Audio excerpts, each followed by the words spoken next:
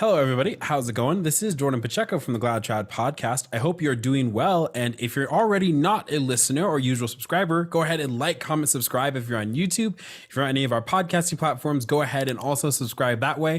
Each and every one of you helps the channel, especially today, because we have a topic that obviously affects every single one of us, actually. And it's related inside the faith, even if you may have never thought about it like that before. So besides all the traditional things that we do on this channel, you know that we also like to talk a lot about finances, in particular, how Catholics can better utilize their money, how to make smart saving habits and spending habits, and all those kinds of things that really can help us build up the kingdom of God without having to succumb to some of the modern American debt traps and economic unsensibilities or desensibilities. Insensibilities? Yeah, I think it's insensibilities that exist nowadays. So I wanted to hop straight in. If you have seen previous episodes, you've seen that we've talked about a Catholic guide for spending less and living more. That's by Rob and Sam Fatzinger. They are a family. I think they have 14 children. Yeah, it's a total family of 16. So they have 14 children, and yet they managed to live this debt-free lifestyle. And actually, we had them on the show. So if you want to, the episode's right there. Go ahead and check that out, because that's going to be a lot of what we've covered. However, it's going to be in a more condensed way. So a year ago, I was asked by one of my favorite all-time priests at my parish to create a little financial course, namely for engaged couples seeking to be married Catholic. So I made this course, and I wanted to also share it with all of you, because even if you're not engaged or to be married, or if you're dating, or if you're single, it doesn't really matter. This course on Catholic financials should really help everyone get their bearings. So I'm just going to go through the course that I created. It's going to rely heavily. None of this is really my own ideas. So you're going to notice off the bat that a lot of ideas come from Dave Ramsey and his baby steps, as well as Chris Hogan reading Everyday Millionaires, and of course, Rob and Sam with the Catholic Guide for Spending Less and Living More. So if you haven't read any of those before, I would highly recommend, especially consider getting Total Money Makeover by Dave Ramsey and a Catholic Guide for Spending Less and Living More. So this is just a great synthesis of information. And I'm going to go ahead and share my screen, and then we'll be off to the races. Let's go. All right. Catholic Finances, Lessons of Prudence and Sacrifice. So again, just recommended reading. If you, I included links, and so I'll include also this entire slideshow in the description below, so that if you want any of these resources, or if you want to see kind of where some of my sources are, or you want to just go deeper, let's go ahead and do that. So of course, Dave Ramsey's Total Money Makeover, Rob and Sam's book, of course, and Chris Hogan's Everyday Millionaires. So to begin, why care about finances? So you might have heard this. This comes from Timothy 6:10. All Bible verses are going to be coming from the ESV CE Catholic edition, by the way. So you might have heard this for Timothy 6:10. Someone might come to you and say, for money is the root of all kinds of evil. So before we even start talking about money, there are a lot of people who think that Christians can't do anything really financial. Surely God tells us that money is evil, that we shouldn't worry about it. Doesn't God tell us to have no cares, that he will take care of us? By doing this, are we doubting God's divine will? But actually, this is a misreading of the verse. The text is actually, for the love of money is the root of all kinds of evil. So men will commit horrible things in the name of greed, right? In the name of avarice. And so if we have this as our foundation, that the ultimate reason to look at money is not as an end to a means, right? The ends don't justify the means. We can't be Machiavellians as Catholics, but rather money should be looked at as a tool, and it can be a tool used to cultivate better our life in Christ, our life for our families, our life for ourselves. God does not mean us all to live in poverty, although this is a great, wonderful thing that happens when religious are able to take vows of poverty, of course. But he is asking us, even those who have taken vows of poverty, to be frugal. He's asking us to not be spendthrifts, right? He's asking us not to just throw everything to the wind and rack up every single debt you can imagine, and just do our fellow man and our churches a disservice because we did not take the prudence necessary in order to build up God's kingdom here on earth. So as I said, to begin, why care about finances? So let's go through a couple of verses from the Bible on money. Proverbs 22:7, the rich rules over the poor, and the borrower is slave to the lender. That will come back a couple of different times. This is one that Dave Ramsey likes to say quite a bit. And I think it's a very, very apt one. Here's one, Hebrews 13:5. Keep your life free from love of money and be content with what you have. For he has said, I will never leave you nor forsake you. So again, ultimately our life is not our own, and money is just a tool. It's not the end of everything, right? Our end of everything is Christ. And so if we can utilize our financial sensibilities to better our relation with Christ, we ought to, right? And to better our family, right? And all these sorts of things. But remember that whether you're rich or whether you're poor, this is why I love the Catholic Church so much, because it's a religion both for kings and for paupers. It's not the amount of money. You can't take it with you. It's about what did we do to foster charity in our life? What did we do to foster our devotion to Christ? What did we do to foster devotion to our fellow man? Wealth hastily gained, wealth gained hastily will dwindle, but whoever gathers little by little will increase it. Proverbs 13:11, especially in the wake of a couple years ago, it was like all the Dogecoin kind of rages. You might have done like r/Wall Street bets, which is a terrible way to finance. Wealth that's gained hastily is often lost hastily, because the tools that we have been given, our reason in order to, our sensibilities, our prudence in order to keep wealth, often dwindles because we don't have those guards up, right? So that's why the majority of people who win the lottery go broke. It's why the majority of people who play in the NFL, professional sports, make millions of dollars in such a short amount of time, go broke. It's the reason why a couple of years ago, you might have listened to your cousin talk really happily about how he invested in Bitcoin. But now, since the crypto bubble has all burst, thank you, FTX, people are not happy. And then Ecclesiastes 5:10, he who loves money will not be satisfied with money, nor he who loves wealth with his income. This is also vanity. So again, I love how love has been tied to money, and because we live in a very avaricious culture, right? We live in a place where actually greed is good. I remember a buddy explaining some Ayn Rand philosophy once, and I'm not besmirching Ayn Rand because I simply don't know much about her or her philosophy. But if he was right, talking about how wonderful greed can be, that it's okay to actually be selfish and greedy. And that's actually not what the Bible teaches. That's not what our faith teaches, that the love of money is not satisfactory, right? Because nothing in this earth except our devotion to Christ is going to be satisfactory, because we can't take it with us. It doesn't satisfy our immortal soul. And then Proverbs 13:22, a good man leaves an inheritance to his children's children, but the sinner's wealth is laid up for the righteous. Really interesting one. And as we're going to go through, we're not just talking about building wealth or cultivating financial sensibilities for ourselves individually. That's all that is.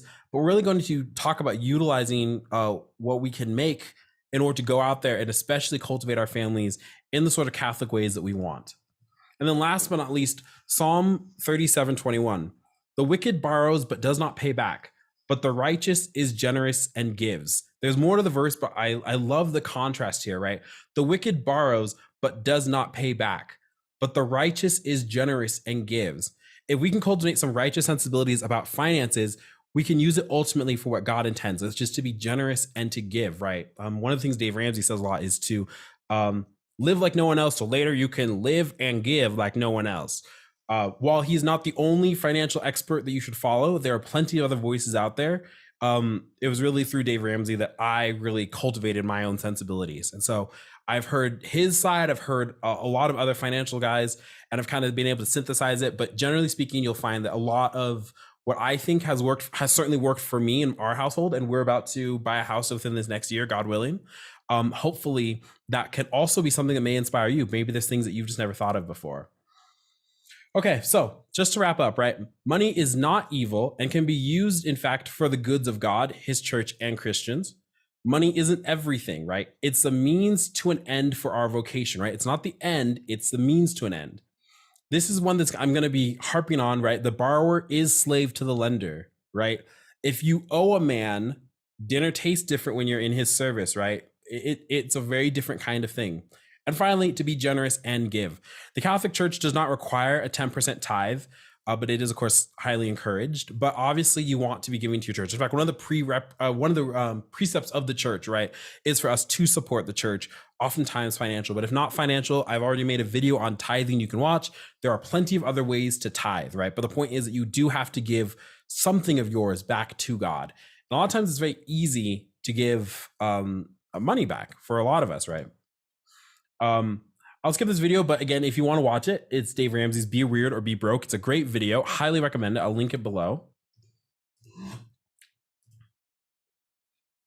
Okay, so this is an idea that actually comes from the Catholic Guide for Spending Less and Living More by Rob and Sam Fatzinger. If you want to see that interview once again, they're absolutely wonderful. They're a family that lived a debt-free lifestyle with 14 kids, and so houses, right? The whole thing, college for the kids, cars. I mean, I would say a really quintessential middle class lifestyle with a huge Catholic family. And I know a lot of us especially think, well, I'm young here and it's never going to happen. But these kids made it. And so it's a great interview and they're so fun to talk to. But first one, step one, financial vision, big picture financial trajectory. This is your financial master plan. Okay, so for couples especially, or maybe for yourself, what might be very helpful for you is to have a financial notebook. One of the things I've always liked doing is every year I'll have a note pad and I'll write kind of the different quadrants of my life. What do I want to be financially? What do I want to be spiritually, right? In my marriage? Where do I want to be physically, health-wise, right? Where do I want to be in my career? Anything like that. And so for this one, it's just particularly a financial journal that might help you. But this is simple. It's like, where are we going, right? What do I want? What is that huge master scope plan? Do I want to be the farmer with 100 acres, right? Do I want to live in a New York skyrise? Do I want to be generous and be the guy who has a plaque in his church because he donated the ceiling? Do I want to be someone who never has to worry about money, who can just take vacations? Do I want to be somebody who never has to ever worry about my kids going hungry? All of these things, these are important kind of trajectories. So all it is asking us to do is dream. Step two, okay? Financial goals. Okay, so now you have your trajectory, right? All right, this is my vision. This is what I want. So what are the steps in the short term and in the long term?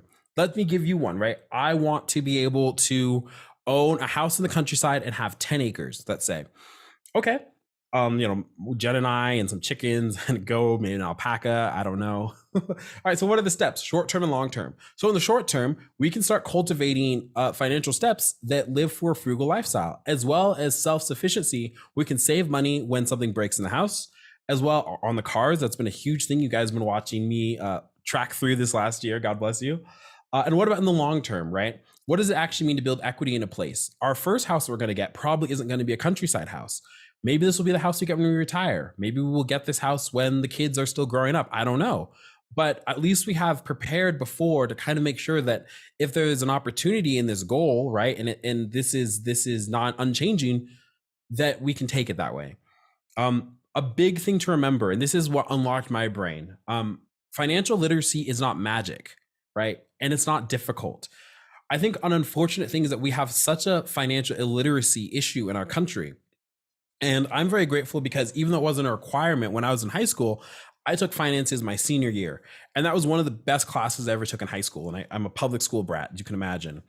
But unfortunately, a lot of us, when we're 18, we simply don't know any better. So a lot of times we can rack up debt, or we can get ourselves into holes, or we simply don't have those muscles built out because nobody ever taught us, right? We're the eunuch with the apostle in Acts of the Apostle, right? How can I understand if there's nobody there to teach me? In that case, he talks about the scriptures, and that's also true for us, but it's also true in the case of money. If your parents didn't cultivate anything in you, if naturally you might be, maybe it's okay to be a spender, right? It's okay naturally to be a spender. It's okay naturally to be a saver. It's about cultivating sensibilities and making sure that we're not living a debtful lifestyle in order to finance ourselves, right? We're not keeping up with the Joneses. Step three, this is a good one. What's holding you back? This is an honest assessment of financial dreams to reality. Right? Is it debt? Is it job trouble? Do you and your spouse agree on money? This is a huge thing, right? If I want this home out in the countryside, but I have $50,000 of student debt, that's going to follow me out. If I want the house in Glendale, California, right, which is a $1 million house for like 900 square feet, by the way. But I'm only working as a production assistant and I'm making maybe $150 a day, 12-hour day. Is this actually, is this actually going to be an attainable goal for me? Do I need to change my job or change my income status? And then finally, the biggest one, you'll hear me harping this all the time. Do you and your spouse agree on finances? Do you and your spouse agree on money? I'm a huge believer that marriage is everything combined, right? So when Jen and I got married, we combined our bank accounts. We're both on the car insurances. We're both going to be on the house, right? Everything, right? It's an open book, right? There's no financial secrets. I'm very fortunate because I'm a naturally frugal person, and so is Jen, right? So Jen didn't have any debt when we got married. I certainly didn't have any debt. And also, I had all this head knowledge about, right? So in our own marriage, I'll tell you that there were the little things that we had to tinker on. What does this actually mean, right? Fun fact, gentlemen, there is a wife tax, right? You remember the girlfriend tax? I'm telling you, it doesn't just go away when you're married. So we sit down and we have budget meetings and we say, okay, what does it mean to spend money on hair and nails, right? What does it mean to when we say food or going out, what are those numbers that look like? Because at the end of the day, it's going to make life so much easier for both of you if you're not fighting about money. Money fights is the number one reason people get divorced, right? Right before infidelity. So I'm warning you, right? Or maybe it's irreconcilable differences is probably the coin term, but money usually is at the heart of it. And there are so many people who want to keep their lives separate, unfortunately, on this regard. So just keep that in mind. And step 4, what are possible solutions? Okay, so we've taken an honest assessment. Here's what I want in the trajectory of my life financially. This is how I think I can get there, the short term and the long term. Here are the honest assessments of what might be holding me back. And finally, step 4, what are the possible solutions? This is another Dave Ramseyism.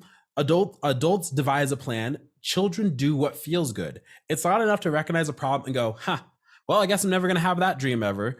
How many times we hear that, for heaven's sake, in the real estate right now, right? A young 20-something-year-old couple like Jen and I mean, housing has gone crazy in Colorado. And it's really easy to go, well, I'm just never going to be able to own a home. Maybe we won't be able to in Colorado. I think, we're going to.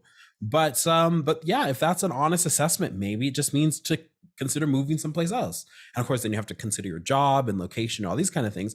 But if that's best for your family, then that's what's best, right? I mean, this is something that's going to take prayer and discernment, and not just your own, but of course with your spouse. God has given you the tools, use them. Again, finances is not magic, right? Finances is not magic. We've been told that it's just a smoke and mirrors and you're never going to get it and you're just too stupid and leave it to professionals. But it's not magic, and this is your life and livelihood. This will dictate so much of how smoothly, well, within the reason of God's fallen world, how smoothly this can go, right? So the number one financial rule for couples: get on the same page with your spouse. If you are, I don't know when you should start talking about money with your significant other if you're not married. Jen and I are very fortunate, right? Because we had a very short courtship before we got engaged, right? So I think on our define the relationship date, we really just started, we could ask each other everything. We were very clear at the start that we wanted to be open because this was going to be the most important decisions for our lives. And I'm very happy to say that, every marriage has ups and downs, and it's definitely is a challenge, but it's also a wonderful blessing. This is one of those things we haven't had a lot of fights on whatsoever. We're very different people when it comes to money, not in terms of our temperament. Both of us are, again, savers naturally. I just have a lot of head knowledge, and I find that Jen wants to feel a little more secure. Just kind of knowing that I understand how our money is being utilized in different ways, right? So for instance, even though we both can see what the Excel energy bill is this month, and it automatically gets drawn out of our account, I at least have those numbers in my head at all times because it's important. A lot of times when we go out to some place, we're going to do a vacation, Jen just asks me what our budget is. And then we have a discussion. We might tweak it a little bit, but we both know that we could give each other the keys to the kingdom, and it's totally fine. Please get on the same page. There are so many people who get married without knowing how much student debt or credit card debt or a car payment or medical bills or anything that their spouse has. There's so many people who do not want to combine finances because they feel like that's a recipe for fights and divorce.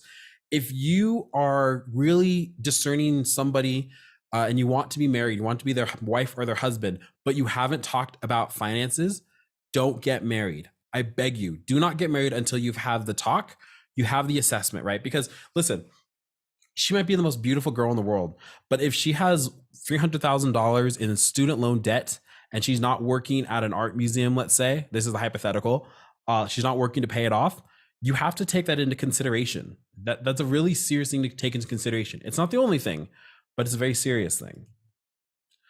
So we're going to go through Dave Ramsey's baby steps. Again, if you just go on YouTube, I'm sure many of you already know him, but I just wanted to do a run through because one thing I like about Dave Ramsey's approach, and again, he's not the only financial guru, right? Evident by the fact that I have a book by 2 other people who I trust in the financial realm because they're living it, right? But what I like about Dave Ramsey's approach is that It's a debt-free lifestyle. It's a slow way of building wealth, but also it's just your grandma's sensibilities. That's essentially all this is. One of the things he's recognized that I completely agree with is that finances, like most things in our lives that are motivated, is not so much a logos logical thing. It's emotional, it's behavioral. This is the same I find with our spiritual lives too, right? We all know that we should pray a rosary every single day. We all know that we should pray our night prayers. We should be on our knees, unceasing in prayer, that we need to go to adoration and mass more, right? But we have to cultivate those behaviors. This is why Christ is so interested, not so much in just the head knowledge of him, but in the following after him, right? As a child follows after his father, to love Christ, to fall in love. And anybody who's fallen in love knows that it is at one point the will just stops, right? The logical side stops, and you allow for the heart to take over. So if we're not motivated by some of our heart, even in cold calculation financial math world, we're going to burn out, right? And that's unfortunately what happens to a lot of people. So Dave Ramsey does the debt snowball effect, which I really like. But first, baby step one, save $1,000 for a starter emergency fund and do that within 30 days. He talks about selling everything, the kitchen sink, so much that the kids are next. If you're in a financial hole, right, you've lived your entire life spiraling debt, credit card. I'm going to just live my life and thank God it's Friday. Oh crap, it's Monday kind of mentality. This will freak you out, but you'll discover your own power really fast. And also it'll feel good that you can at least look at 1,000. Now, obviously this is not a permanent emergency fund, right? You need more than this, but we're just getting started, because remember, for a lot of people, saving is a very difficult thing. I mean, we see the statistics every time. Most Americans live paycheck to paycheck. Most Americans, it says, can't cover a $500 emergency that happens. And since I have plenty of people close to my own heart who can find themselves in this, you'll find that if you can save $1,000 in a way that you've never done before, as long as it's legal and it's moral and your mother still talks to you at the end of the day, then you'll be very surprised with yourself. Next, he talks about his debt snowball. So it's pay off all your debts from smallest to largest. So you line all your debts up and you pay minimum payments on every single one of them, right? And then you attack the smallest one with what he calls gazelle intensity. You attack it with a vengeance until it's gone. Now, I had a buddy in college who criticized this. He said, well, it makes more sense to do it by interest rate. And yes, again, financially, logically, that is completely correct. So why wouldn't you do it by interest rate necessarily? With Ramsey's approach, he talks about how the fact that he's discovered that finances is such a behavioral thing, right?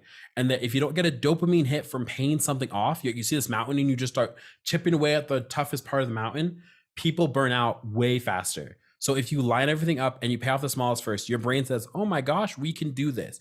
And then it becomes a snowball. So if you have a lot of debts and you don't know what the heck to do, maybe you have like 3 credit cards opened, all right, and you don't know what to do, line all your stuff up, smallest to largest, make sure that you pay minimum balance and you're current on all of them, and then attack the smallest one with a vengeance. It'll help.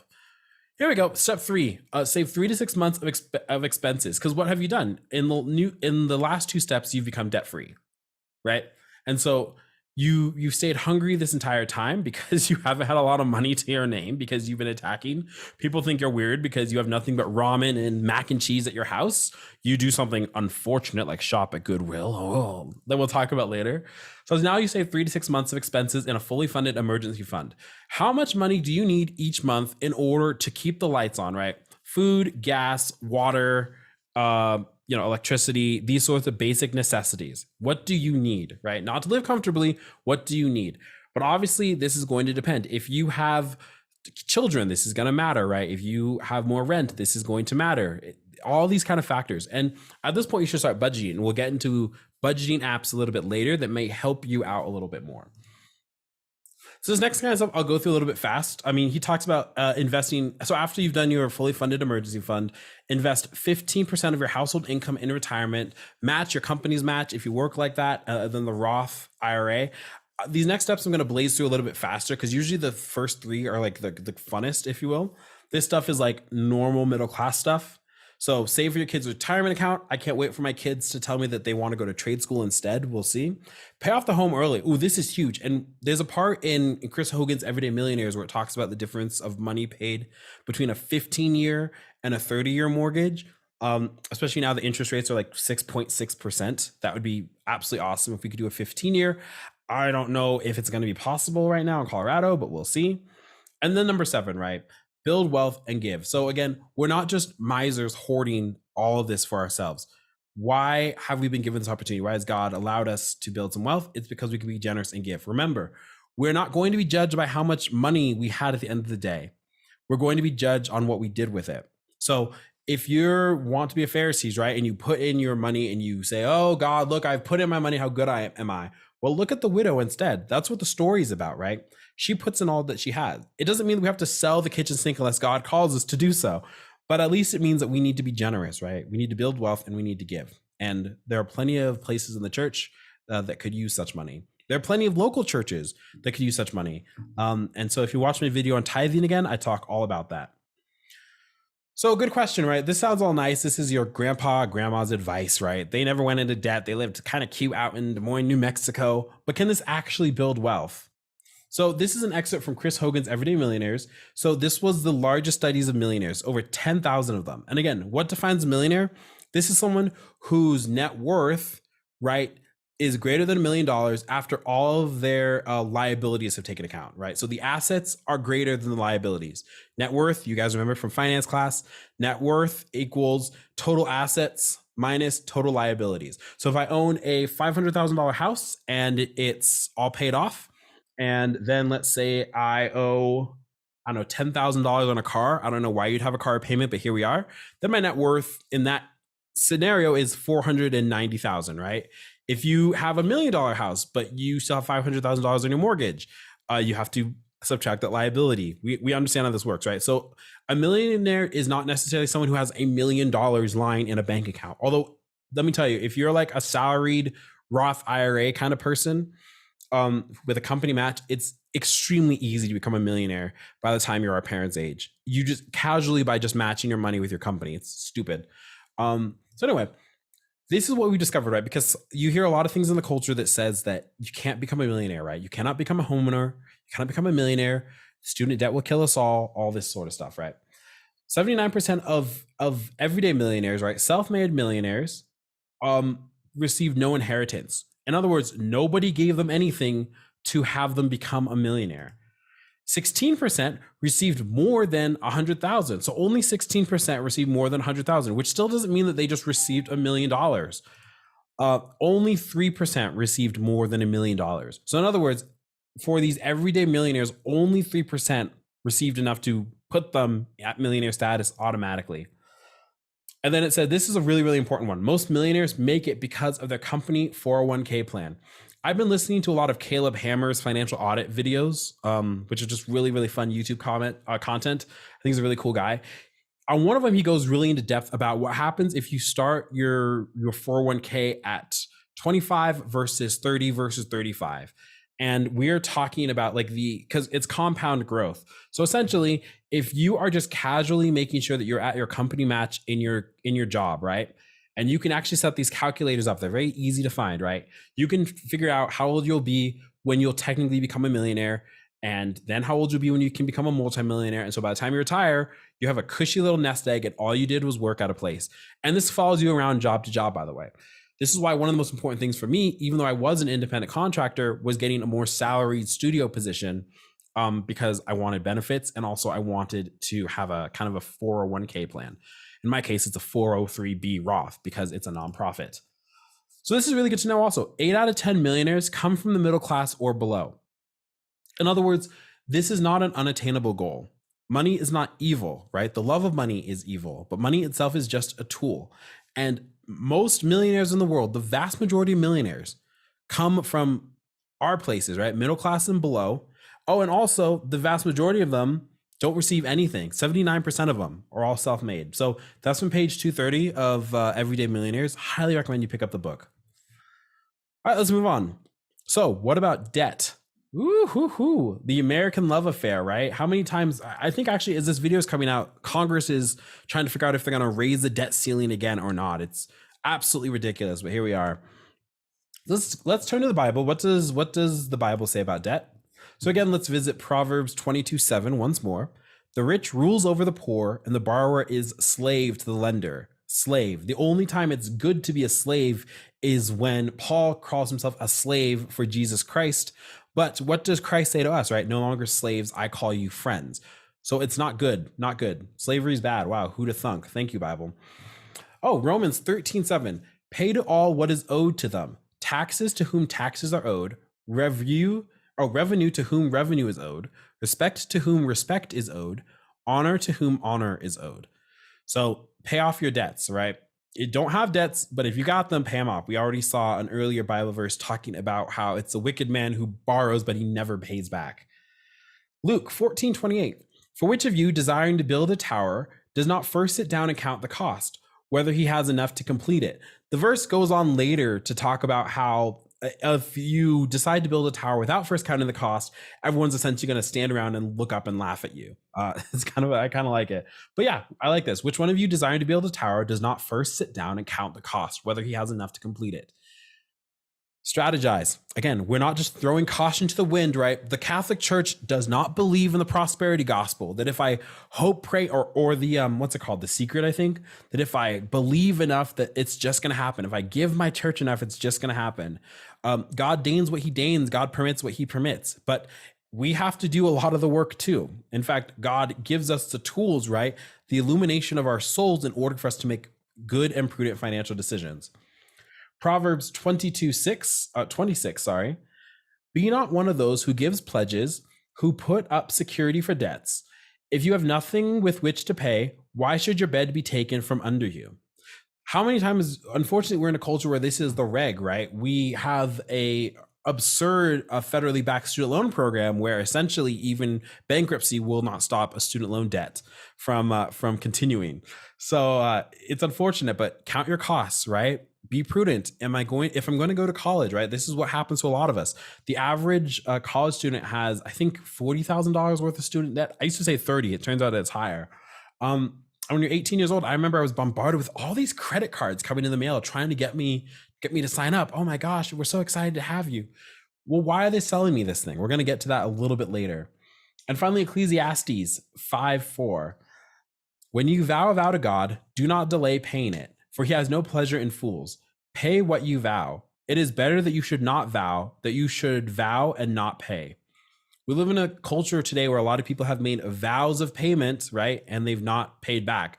I can't tell you how many conversations in California I had with a bunch of broke in debt college students, right? I met a film theorist who went $100,000 in debt at USC for film theory, which, if you don't know, essentially is just like a reviewer on YouTube. And they talk about debt forgiveness and these sorts of things. Now, I'm willing to have any sort of conversation, but what's the point of making a vow? What's the point of promising? What's the point of signing a piece of paper if your word doesn't really mean anything? If we do not count the cost to build the tower first, how will we know whether we have enough to complete it? So let's just take a little macro step back. That's a oxymoron. What is debt? Investopedia says this. It's very simple. I know that people are going to roll their eyes, but we don't ever think about this. Debt is an amount of money borrowed by one party from another, often making large purchases that they could not afford under normal circumstances. So, as of present, there's over $1 trillion in credit card debt. I think it's gone up more. I keep reading Zero Hedge on credit card debt, and I'm just like floored. Auto debt's actually so high right now that delinquencies are rising for car loans. The average student debt is $40K. 1.75 trillion owed in student loan debt. This is outdated technically. It's higher than this now. And it turns out that debt forgiveness, surprise, surprise, didn't materialize. Who'da thunk? So this is really, really unfortunate, right? Because a lot of times a freshman will go into college, oftentimes a 4-year college, not know what they want to do, change their major 2 to 3 times. And either they'll get a parent plus loan because they certainly won't pay for it all themselves. And oftentimes mom and dad don't have the money. So it's easier just to pay student loans. I remember that student loans are so common that everyone just assumes you're going to have one, right? Student loans are like coffee. Like everyone just assumes you drink it. But it doesn't have to be. What about car payments? This is like the bane of my existence. I'm not trying to talk mess or gossip, but it's always very strange to me when I see students, right? College students, poor, broke college students, and they're driving like 2021 Honda CRVs and stuff. And I'm like, man, dude, that's like a $500 a month car payment. And you're like a theology student. What is that supposed to say? So again, this is outdated. This is actually up a year ago this was accurate, but let's see. The monthly payment average for new cars was $648. For used cars, $503. Whew. $6,000 a year for the pleasure of driving from point A to point B. And for a lot of car loans, you have to also get full insurance. So, oh my goodness, we are talking like $8,000 for some of you kids. The loan amount for new cars, you can see that $39,540. For used cars, $27,945. Now, this is the thing that kills you, right? It's not enough just to look at lump sums. The thing that none of us ever look at when it comes to debt, or when it comes to the opposite, when it comes to compound interest or any sort of thing, is interest rates. 4.07% on new cars. And again, this is a year outdated, but at used cars, an 8.62%, right? So you're going to take that 27,945, you're going to times out by its 8.62%, and you'll find out that you're paying a lot more for that just under $30,000 car than you wanted to. Loan term, just shy of 70 months for the new car, and a little bit the same, 67.65 months. That's like 6 years, people. Can you imagine how much depreciation? Cars are one of the greatest depreciating assets. Oh, and I love the credit score here at the bottom. This is lovely. 736 and 669. Now, I don't know if I have a slide on credit scores, but as you can imagine, I'm not a debtor. I've never owed anybody but my parents ever in my lifetime. So I'm not a big proponent of credit scores. Let's ask an honest question. What is a credit score, right? Actually, this perfect slide will get into it. Let's talk about credit cards. Now, I know what you're thinking up to this point. Okay, Jordan, I get it. The student loan debt's bad, right? I can completely on board. The Bible talks about debt being bad. For the longest amount of time of church history, Christians could not charge other Christians interest because that was bad, which is why we gave in Christendom, we gave the Jews the power to be the bankers. For the Muslim world, fun fact, it was the Armenians. And so, okay, I get that. I can be frugal, I can be responsible, but let's be honest here. I'm getting my airline miles, my Capital One points. What do you have to say about credit cards? So, funny story, typing in average cash back on credit card, because I was genuinely interested. Plot twist, I don't have a credit card and I don't have any interest in getting one. I will talk about some cheat code stuffs later, but generally speaking, I don't think this has done a lot of Americans a lot of good. So as I typed in average cash back on credit card, what I got instead was just this bombardment of everything you can imagine credit card. So I call them financial cigarettes. If you see this video, if you click it, it actually links to a, I think it's a Chase commercial, right? Because how fun and wonderful. And I remember seeing all these credit card commercials growing up, and there are some I'm very fond of, like the black and white ones with the Chase Sapphire. And it's the only thing that's like this poppy blue saturation and frame. It's a really well done commercial back when I was growing up. Financial cigarettes, right? This is interesting. Credit cards are the most marketed thing in all of history. Let me tell you how I can prove it. I can prove it without giving you a shred of statistics. Let me show you how, okay? Go to a group of friends, right? Hang out with a group of friends, your boys. And I want you to sit there and I want you to say something, especially if it's true. I want you to say, I don't have a credit card and I just don't see what the big deal is. Everyone will look at you like you shot the Pope. This is the most marketed thing in all of history. It's so marketed. It's so assumed that you need a credit card to survive that people who don't exactly have the headspace knowledge, right? People who don't necessarily, who may be struggling with credit card debt will defend to the death the fact that they need that credit card to survive. I'm so serious about this. Credit cards are financial cigarettes. Smoking sometimes doesn't kill you. Some people are able to live 100 years old and pay off all their loans, right? And they get their points, or all their debts, and they get their points and their cash back and blah, blah, blah, blah, and that's good. But here's something really interesting to think about. 7 out of 10 people do not pay off their credit card debt monthly. And the APR, right, for a credit card, percentage-wise, is 15 to 20%. Now, I want you to go outside on your street, and I want you to look left and look right. If you live in an apartment complex like we do, it's a little more tricky. But if you go out on the street, 7 out of 10 of those houses do not pay off their credit card debt every single month. But if you've had the conversation a step before, talking about how you don't see the big deal with credit cards, you would think that everybody pays off their credit cards. My mom and I have gotten into some really fun discussions because my mom has a Southwest card, and she's very adamant that we do a lot of flying. Why don't I just get a Southwest card? I try to explain very politely that Expedia exists and that actually we're spending considerably less just flying a couple different sorts of airlines whenever they have tickets up on Expedia. But It's like talking to a wall sometimes. It's like, how could you not have a card? Now, and I tell you this, the kind of lifestyle that Jen and I run, we could have a credit card and we could pay it off every month. I reckon we'd be that 310s. But here's the thing about debt. Okay. If debt is bad, why flirt with it? If I have the money to pay for something, why would I buy it now and pay it off later? I was remembering telling a guy, Northwestern Mutual guy, trying to get me an account, right? And I know that I'm sure there's a lot of nice people that work at Northwestern Mutual. I've always found that people, if you leave a financial advisor thing feeling like you're being sold a used car, probably not a good thing.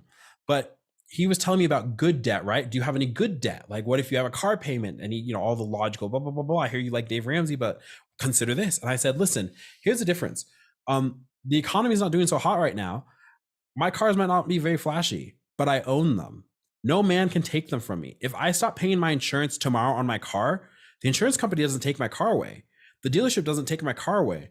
No man owns my car but me. I've always said this, especially when I was starving in Los Angeles. I may not have much, but what I have is mine. And that is my entire boiled down approach to money, by the way. I may not have much. It's okay not to have much, but everything I have, everything the light touches, is mine. And that right there is why I don't flirt with debt, because no man can lay claim to anything in this house right now. All right, let's have some fun. So the next thing you might hear, so you've heard the whole airline miles thing, and this is ridiculous because if you actually look into the getting in of airline miles, Southwest customers, you all know this very recently, it's a freaking nightmare sometime to get your points. And it's not worth it in a lot of cases. And the vast majority of airline miles are not actually redeemed. I'm talking millions and millions and millions of miles every year, just not redeemed. Whatever, who cares? So what about your card? So the average, it took me a while to find the average cash back. And usually it settles about 1.5%. 1.5, maybe you have a card that gets 2%. I know there's some people in the comments who are like, haha, look at me and my 5%, you liar. No, I'm just kidding. So it's like, okay, 1.5% cash back. See, Jordan, on every single purchase, I get 1.5%. And if you watch that Taylor Swift commercial up there, you can even get 5% back at restaurants and bars. Great. So that's going to encourage you to spend more money you don't have. But here's the funny thing. If you spent $100,000, you'd only get $1,500 back. That's what 1.5% back is. If you only spend $100, right? Congratulations, genius. You got $1.50 back. What are you going to buy? So what I discovered is I had a Costco membership and I had the executive, because they really, really, really try to push that executive black card membership, like really. And it was before our wedding, and usually I don't really do those pitches, but I was kind of in a hurry, and I was like, you know what? She said something interesting. She said, if you don't make your money back on it, they'll send you a check for like the difference, right? So it's like the $60 for the basic, and then 120 it was for like the executive, and it would get like, you can get cash back on gas purchases and on purchases in the store. And it's only Jen and I. And so after a year of this bugger, it turns out that we only like made, I don't know, like $20 back. So like we got like a check for 40 essentially. And I was like, yeah, this wasn't worth it. Who would have thunk?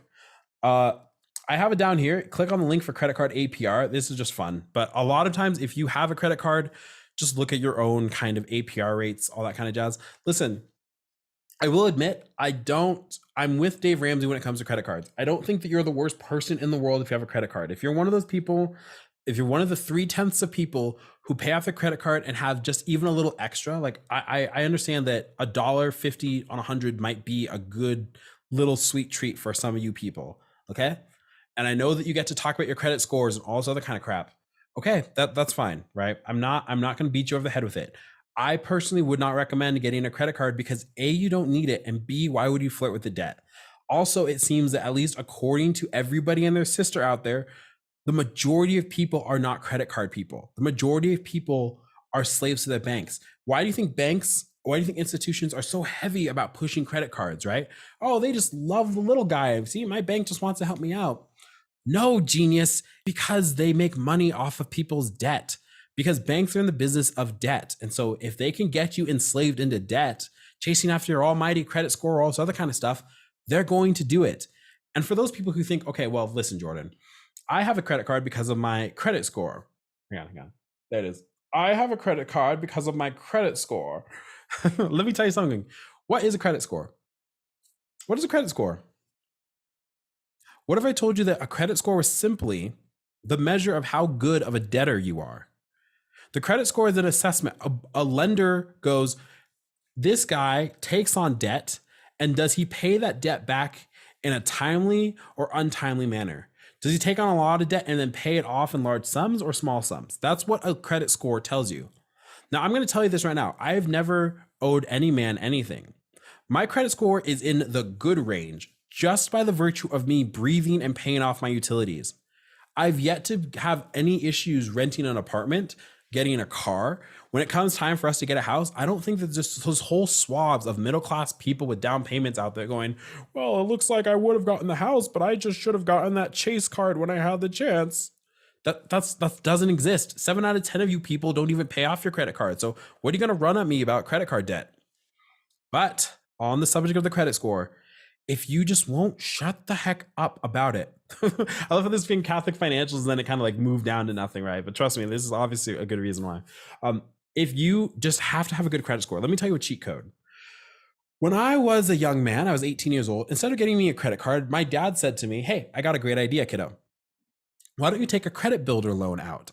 And I said, well, that sounds kind of sketch. What is that?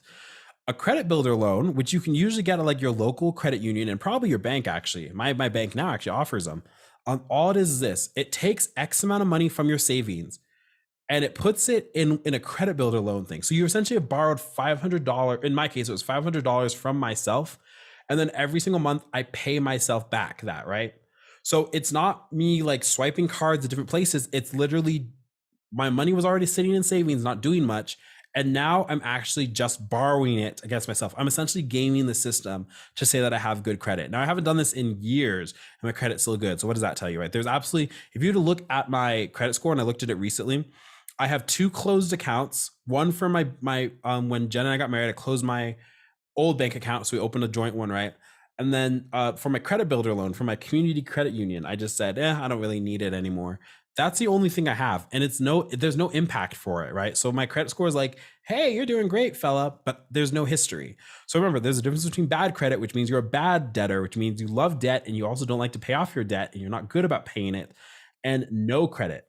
So if you're worried about a house or whatever, consider underwriting. There are plenty of other ways to get a house or to get a car or whatever, but I'm telling you right now, it's not as big of a deal as all these yahoos and jabronis make it out to be. So cash, debit card, credit card, phone pay interceptors. This is a really, really fun game. And actually, if any of your friends give you any grief about not having a credit card or paying it off at the end of every month, because sometimes you'll hear jabronis say that actually you shouldn't pay off your debt at the end of every month. It's very bad. It somehow dings your credit score. Do this. Have an entire month, challenge them. Say, listen, I challenge you for an entire month just to use cash and just see what that does to your habits of spending. I don't know what it will do. Just do it. There are pain receptors in the brain activated on the different tiers of how we utilize money, right? So cash activates most pain receptors because with cash, your brain is saying, I put the $20 bill down and it's not coming back. Maybe it comes back as 2 Abraham Lincolns, but it's not coming back. And we go, ouch, I just spent money, right? The debit card is a step above that. It actually really diminishes those pain receptors because with the debit card, you just swipe a card, you put the plastic down, the plastic comes back. But the difference is that if you don't got money in the account, you can't afford whatever you put down, right? It's a direct connection to how much money that you have. So that's why with the debit card, you go, that kind of hurt, but not nearly as bad as cash. Cash, will tell you what, you'll remember every single time you pay for gas, how much exactly down to the cent you paid for it. Never can with the debit card. Credit card's a step removed from that because it's buy now, pay later. You get this nice little statement at the end of every month. And then now they've actually done stuff with the phone, right? So you can have your Apple Pay or your Google Wallet or your Samsung Pay, and you put your phone down and you scan it, and your phone's like a huge dopamine center of your life. And so the pain receptors are released. This is a multi-billion-dollar industry, people. There are people who market our spending habits and how we spend so well. This is why they are pushing. This is part of the reason why a cashless society is very, very happy for these people, because in cashless societies, people spend more. And if you don't believe me, go even just a week spending nothing but cash. I guarantee you will turn into the most frugal war hawk ever, because you'll be like, now I know that I have $3.72 in my pocket. All right, kind of getting to the end. So budgeting apps, some recommendations. I used Every Dollar for the longest amount of time. I'm actually fond of Every Dollar. The only thing about Every Dollar, which is dumb, is that you have to pay for it. And I know what you're thinking. Well, Jordan, they're a business, they have to make money. That's right. It's kind of pricey. I think I can't remember exactly what it is, but it's kind of pricey. You can do a trial run, and I highly recommend that you do, because Every Dollar is a very easy to use functional thing. And also what they try to do is they tried to bundle Every Dollar into the whole Ramsey baby steps ecosystem, which is why I think it's a little pricey, which is why I think it's a little overrated in that regard. Not the app itself. The app is excellent. But why would you pay for something you can get for free, right? So here's the thing. So check out Every Dollar. Mint. Mint is like the best free budgeting app I could recommend. We've been using Mint lately. I kind of miss Every Dollar. The thing about Mint is just be careful, because Mint, which is owned by TurboTax now, I think, they really like pushing credit and credit cards and credit scores and all that kind of stuff too. So, but it's pretty easy to ignore that. Mint's pretty nice. There are a lot of banking apps just locally now have budgeting apps built into the banking thing, which I'm very huge fans of. Ours is a little rudimentary at our bank, so I hope it comes along a little bit more. It's just hard to kind of mark each transaction. It doesn't do nearly as good of a job as Mint or as Every Dollar, but I would highly recommend those two things. Okay. Ooh, let's talk about this, especially in the age of inflation. Eggs today were $8.69 at King Soopers I walked. So let me tell you my biggest regret in my life, besides not meeting Genevieve sooner. I probably left hundreds, if not thousands of dollars behind at Burbank's Ralph's, because I was one of those dummies who didn't want to put a coupon app on his phone. I already signed up with my phone number. What more do I need? People, oh my gosh. You realize that we are just pouring money away for no reason. I want to show you guys this, because this is from today. We just had a King Soopers run, and I saved, I think it's 33%. Yeah, 33% off my order, right? So I saved a total of $36.27. And this is coupons both we get in the mail and on the app. So listen, get the King Soopers and the Safeway apps. If you have a Kroger, right? It'd be Kroger or Vons or whatever is near your area. That's what those are. They're free. I can't tell you enough. They're free. Guys, we are just pouring money away for the dumbest reasons. They have like weekly deals. We just got cheese, like 2 blocks of like cheese for like $1 essentially after we couponed it. What are we doing with our lives? Nobody taught me these things growing up, even though I would say I grew up from a pretty frugal household, right? And like out in the country. So my older sister is like the queen of couponing. And let me tell you something funny. I've recently gotten a new app on my phone called Ibotta. This is like a cash back app, no strings attached. I got paid the other week to eat Wheat Thins. I kid you not. Wheat Thins were marked down to, I think, what were they? They were like $1.50 at Safeway. And then I had another coupon that said you get $1 off that if you get $1 off that if you buy 2 of them. All right, so there you go, 50 cents, let's say, and this is hypothetical. It really was lovely. And then the Ibotta app said that you get 75 cents cash back on Wheat Thins. So yo, tell me why I made $1.25 eating 2 boxes of Wheat Thins. God bless America. What a great world we live in. So listen, I can't stress this enough. This will save a lot of money, especially in the age of inflation. Eggs, all that kind of stuff. There are coupons on the apps. It's amazing. I don't know why we didn't do this sooner. So coupon in your free time. The only downside to couponing is it's laborious, right? It takes a while just to kind of scroll through the app and click on the items you want. You can even build your lists and stuff. It's not difficult, but it can just take some time. Honestly, I don't want to be crude, but use your bathroom time for couponing, right? If you're just sitting in an elevator, right? Just don't drive and coupon, right? But honestly, there's just so many places. It's so easy to do. Talking to your bros and just couponing. I've turned some of my good friends on to coupons because we just never were taught this kind of stuff. And it's not like, oh, little grandma pulling up to the store. Like, we're talking about a lot of money here if you have a family and if you're just trying to survive inflation like we all are. Oh man, a Costco or Sam's Club membership. And if you want a Sam's Club membership, fun fact, I discovered some of them on Groupon of all places. So there's that. We don't have a Sam's Club. We have a Costco membership. Yeah, that has been awesome. So our Costco membership, I think it's going up now. When we got it, it was $60 for a year, just like the basic. You don't need the executive. They're going to push it so hard. Just say, no, I watch Glad Trad podcast financial video. I'm not doing that. Thank you kindly, right? So the thing about it is that there are so many like bulk items that you can just buy for cheaper at the end of the day at Costco. We don't use it like on the reg for groceries because it's only Jen and I, but laundry detergent, water bottles, milk's cheap. Eggs were really cheap there before, you couldn't buy eggs anymore. All those like bulk paper towels, toilet paper, all those huge bulk items, and not to mention your access to Costco gas. I mean, that's like worth its weight in gold. So if you don't already, consider Costco or a Sam's Club membership for that kind of stuff. This is a really good one. Befriend your grocer or your butcher to find out manager specials. So there's a discount fish and discount meat section in the store we go to, but I talk to the butchers all the time and I just ask them like, hey, what do you guys got today? Like, I know that usually they put out stuff when I'm getting off work, thank God. So around like 5:36. And I just go over there and like I can pick out a lot of discount meats. We've gotten a lot, we've ate really well. We found discount crab legs one night, 2 nights actually. Oh my gosh, they were amazing. God be praised. So yeah, just talk to them. Hey, what's the specials going on? What are this happening? Like, do you have any discount whatevers?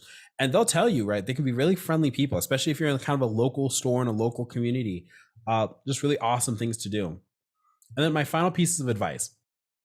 St. Padre Pio tells us to pray, hope, and don't worry.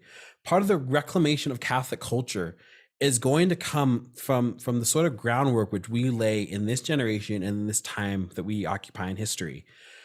But at the end of the day, we should do all these things in service and love of Christ, right?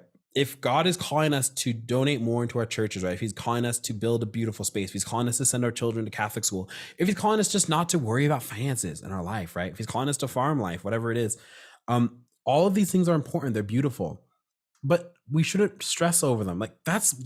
I'm one of those people who like my finances on autopilot, right? I don't want to think about my money every single day at the end of every month. I know that I put my card down. I know there's money on there. I know that I put some cash down. It's no problem. I know that an emergency comes up, and believe me, we've been married only 2 years. Emergencies do come up, that we're covered. So this is really important. But again, at the end of the day, we pray, we hope, and we don't worry. Living Padre Pio's charism. How beautiful. This is an important one. Learn to sacrifice, to appreciate rarity, and to live without. Sometimes there's no ways, ifs, ands, or buts around it. You just have to learn how to sacrifice, right? It's like asking, how do I lose weight without going to the gym? It's like, yeah, listen, you eat better because abs are made in the kitchen first. But yeah, you're just gonna have to go to the gym. Like, I don't know what else to tell you. I'm sorry. But you will learn to appreciate rarity more. When you do have a nice treat or a nice dinner out, you'll learn to be more appreciative. If you learn to save so that you can go on vacation properly, you'll be more appreciative of that. You'll be grateful. And your children will also see that. And finally, just learn to live without. We don't drive very fancy cars. We drive an '07 Outlander and an '06 Honda Civic. And I work on them both, right? And we've saved thousands of dollars in mechanical repairs because I've learned a lot. But they're not very pretty cars. They're a little dinged up every once in a while. But we know, okay, it's better than us taking $20,000 and buying a used car, or financing a used car or something like that. We just have to learn to live without. As Dave Ramsey talks about a lot, if you learn to live like no one else, then one day you can live like no one else. And I think that is deeply in the Catholic charism. It is delaying our pleasures now for the sake of the great joys that we may have in the future. This is one that was huge for me, right? Liberality with your spouse and with the poor. I have a book. It's Father Leo Kinsella's The Man for Her, right? It's out of those 2 marital books. The one for women that they read is called The Wife Desired. It's a great book on marriage. Great book on marriage. But one of the chapters that really struck me was liberality with my spouse. It's very, very easy, especially as men, to want to have a very regimented way of doing finances. It's very easy for men to live like they did back when they were bachelors, which is why part of the bachelor ethos, right, the Henry Higgins of the world, are very rich men, right? They're very rich men because they never had to pay a wife tax. But that's not what God wants us to do, right? Christ says, or God says, well, who is Christ?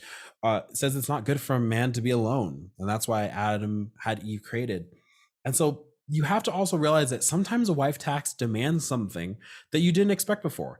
And maybe it's not in your budget. If it's in your parameters, awesome though. There are plenty of things that are, but maybe you just didn't understand it. One of the weirdest conversations when Jen and I first got married is we were talking about hair. So one of the things that's very important for my wife every single month is that she gets her hair done. Marry a Black woman, and this is what happens. And so I remember we're sitting down and I said, listen, I don't know how much it costs to do hair. What do you think? And Jen started doing, oh, well, it depends, right? It depends on this and this. And I was like, listen, guy here, I don't hear like the it depends. I just want to know what the range is. And she finally told me the range. And I said, oh, well, why do we spend all this time when I thought it was a very reasonable sort of request? But you're just going to have to accept it, right? Like if you like the way your spouse looks, you may have to pay for the upkeep of that, right? So when your wife comes to you and says, listen, I get this foundation from Sephora, you can't chime in and go, well, maybe you should just consider getting it from the Dollar Tree instead, which is not something that I've done. So that's what I'm trying to say. Liberality with your spouse. There are times where you guys might be grinding out a lot of debt, right? Jen and I are very fortunate because we've never had debt, right? So we started off our life with a huge cloud that's just an albatross that's not around our neck. But I know that for a lot of you, that's not the case when you're getting married, right? And you're coming out of college with the student loans, and maybe your wife, she's gone to school for something, and now she wants to be a stay-at-home mom, right? And you have kids or whatever it is. I get those frustrations. Even if I might have not suffered through them individually myself, I understand them, right? But if you grind like monkeys and you don't just have a date night, and it doesn't mean you have to spend a lot of money, right? But just something that's just emphasizes liberality with your spouse, you'll be killing yourself, because at the end of the day, it's subservient to our vocation. Our making of money, our keeping of money should be subservient to our vocations, which is to Christ and to our families. And finally, with the poor. Now, this doesn't have to necessarily manifest. If you're one of those people who don't like just like giving out money to homeless and seeing what happens, that's okay. There are plenty of programs. There are plenty of charities. Even just the virtue of buying food and watering, just keeping it underneath the seats of the car, right, to give to the homeless or whatever. That's liberality right there, right? That's generosity. That's charity. That's caritatis. That's love of your neighbor and love of God. And that's something that we need to do a better job of, Catholics. We need to do a better job of liberality in our own families and with those whom God has entrusted to us. Oh, this is so fun. We just got back from a Goodwill date, but man, saving can be fun. I love our Goodwill dates. We do these little wardrobe revamps, little slow things, but Goodwill is so inexpensive, especially when it's a tag day. But yeah, saving can be fun. Goodwill dates, couponing. Like Jen and I just got into the store and like I gave her each of the physical coupons that we had after we were done with them, and it was just kind of nice to spend time with my wife. Just inexpensive time together. When's the last time you just walked to the park or walked to the lake or just gotten some ice cream from a Cold Stone because you had a gift card that you discovered in your safety deposit box up on the shelf? So it doesn't have to be dregs, right? We talk about this, especially as traditional Catholics. Just because we're traditionalists doesn't mean that we have to look like frums, that we have to look sad and angry all the time. There should be a great joy and the enlightenment of the gospel that lives through us. And this is also the same with our financial lives. We don't have to go through life thinking that it's horrible. The thing about it is that there are some very beautiful things you can do that don't cost any money. And if we think that the only time to have a good time is with money, then we're doing ourselves a great disservice. And the last thing is, I've kind of tied this all up. All things are to be done with the love of Christ and with charity. You do that, then you're already fine. That's the encapsulation of what our entire financial life should look like.